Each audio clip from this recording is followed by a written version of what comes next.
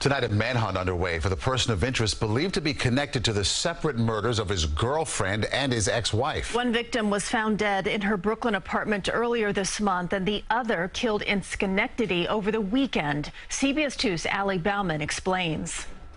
This is the man police are looking for, 35-year-old Timothy Taylor. NYPD sources tell us he is a person of interest in the murder of Teresa Gregg, a 37-year-old mother stabbed to death in her Williamsburg apartment earlier this month.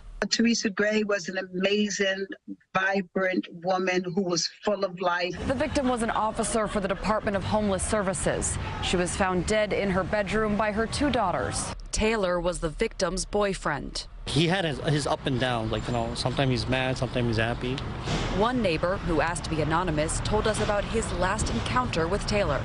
Told me that, he just got engaged to her and she's pregnant. 2 weeks after Teresa Gregg was killed, early Sunday morning, police in Schenectady, New York, say Taylor's ex-wife, 44-year-old Tishawn Folkes-Taylor, was killed in her home upstate.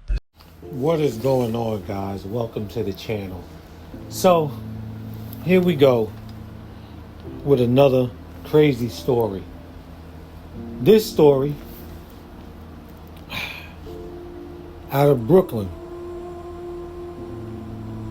A New York man who was wanted for killing his wife in Brooklyn apparently regretted his actions and decided to head upstate and also kill his ex-wife, who he decided deserved it more, officials said at his sentencing this week. Timothy Taylor of Brooklyn stabbed his former spouse, Tishawn Folkes-Taylor, to death before her 3 horrified kids in her Schenectady home in May 2023. Some 2 weeks after also stabbing his then current wife, Teresa Gregg, in her New York City home, officials said. As he pleaded guilty on July 1st to the upstate slaying, prosecutors revealed his bizarre change of heart before slaughtering the 44-year-old Folkes-Taylor. He told the detectives that after he had killed his then current wife, he felt bad and he knew he had to come to Schenectady to kill his former wife because he harbored so much animosity towards her. And in his words, she, unlike his first victim, deserved it. The Schenectady County District Attorney's Office said Wednesday after Taylor pleaded guilty at a July 1st hearing. Taylor, 38, faces a separate murder indictment in Brooklyn for killing Gregg, a mother of 2 who worked as a special officer for the city's Department of Homeless Services.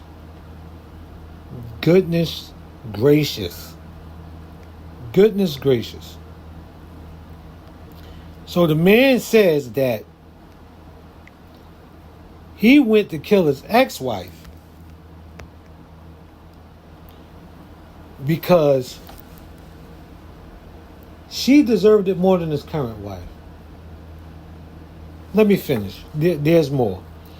After Gregg's slaying, Taylor then had an alleged fleeing a remorse for attack and made the call to instead turn his anger on his ex-wife, as I just mentioned. So he traveled to upstate New York on May 27, 2023, entered her home and stabbed her to death. As she was attacked, Folkes-Taylor heroically defended the children, 2 of whom were also Taylor's, officials said. People should know that Tishawn Folkes-Taylor, while facing down her killer and knowing his intent, made sure to protect her children. And after stabbing her more than 22 times, Mr. Taylor fled into the night without harming them, District Attorney Robert M. Kearney said in a statement. These children, particularly the oldest, who was a high school student at the time, and their attendant family, were instrumental to our officers in bringing this case. After committing this horrified attack, Taylor then snuck out of his ex-wife's bedroom window and walked to downtown Schenectady, where he ditched his clothes. Along the way, he went back into the hotel, gathered his things, and got on a bus. On June 2nd, 2023, with the assistance of the U.S. Marshal Service, Taylor was arrested by New York officers at a bar in Philadelphia, and was extradited to New York to face the multiple charges. Folkes-Taylor has 3 children, 2 with Taylor, officials said. Officials said the couple was married for more than 10 years, and there were multiple incidents of domestic violence. At the time of the murder, Taylor had 3 pending charges in Schenectady City Court for criminal obstruction of breathing, criminal contempt, or harassment, all involving the victim, Folkes-Taylor, and all charges that had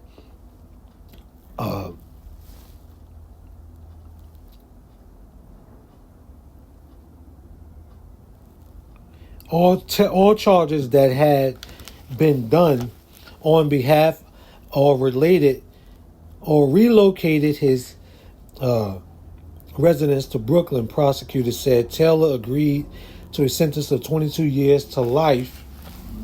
As part of his plea deal, he is scheduled to be sentenced on September 16th in Schenectady County Court. That is bananas. That is just bananas. If this is not one of the craziest stories I've heard in a long time. The man sat there.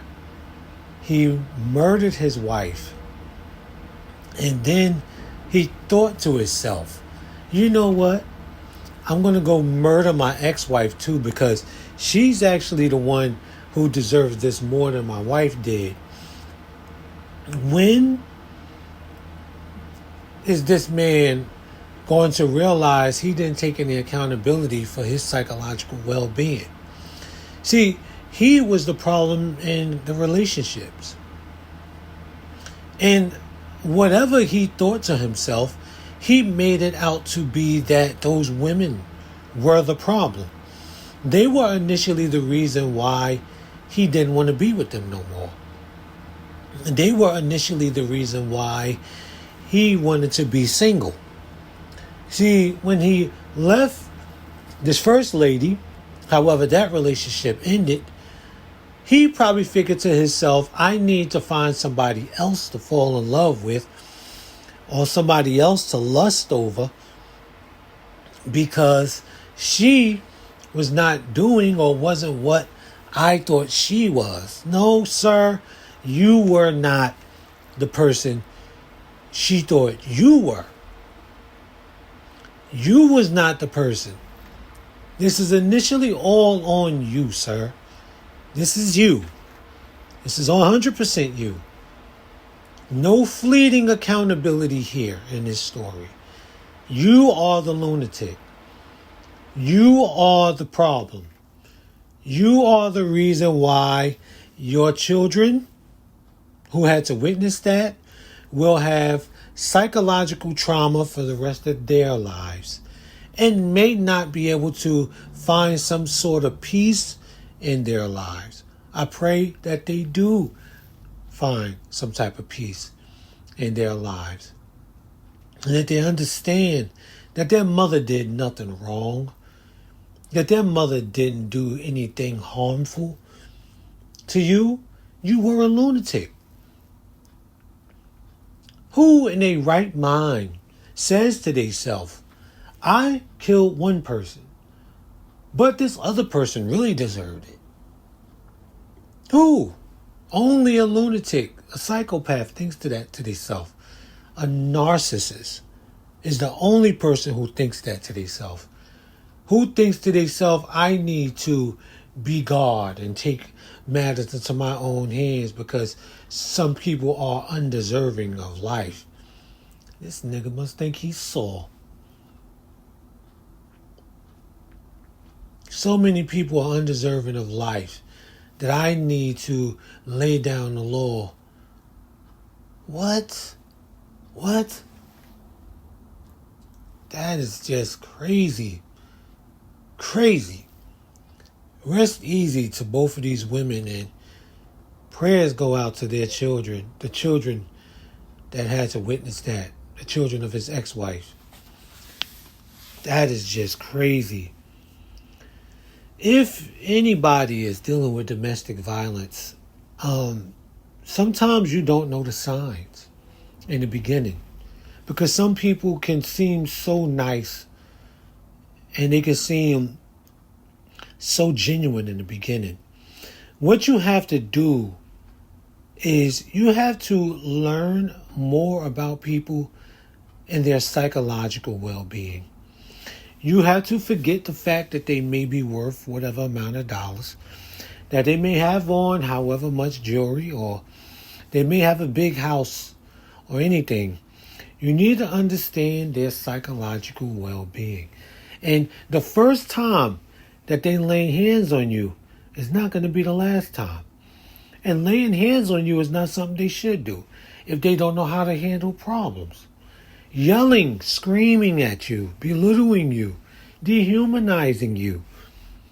All of this stuff is stuff that you need to see as a red flag, and you need to get on the role of trying to get out immediately. Because it's just the beginning. It's just the beginning. At the end of this, I'm going to leave a number to the domestic violence hotline. If you are currently going through a situation like this, don't hesitate to reach out and try to get help. And if you, for some crazy reason, decide you want to stay, seek a lot of therapy.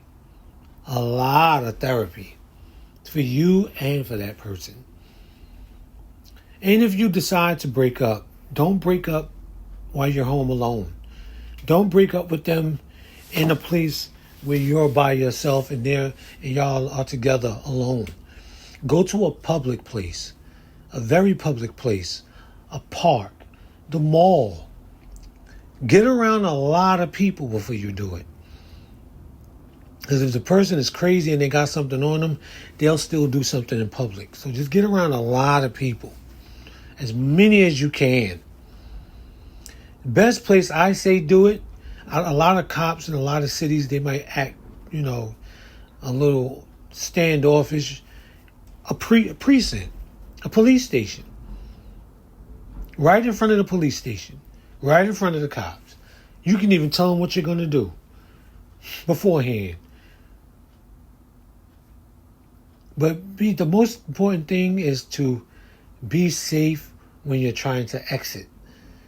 Don't try to do it when you're alone and you don't have any help, or you don't have nobody who can get to you before this lunatic decides to. Just crazy story. I don't know what else I can say about this story, man. Things like this, you hear things like this and you want to say things that will hopefully strike common sense in people's minds to cause them to not want to deal in these certain situations. And then in other things you want to say, well, I'm just going to mind my business. I ain't going to say anything at all. Whatever happens to them. And a lot of times you may be a person who could have saved this person. You could have been, that olive branch to come in and in that relationship if you've seen these things. If you got a friend that's going through this, don't turn your back on them. Get more involved. Say more. Be a voice. Be physically involved if it takes that, if you're a man, if you see this happening. Do something to make sure that nobody else has to end up like these two women. Guys, I will catch you in the next one. Peace out.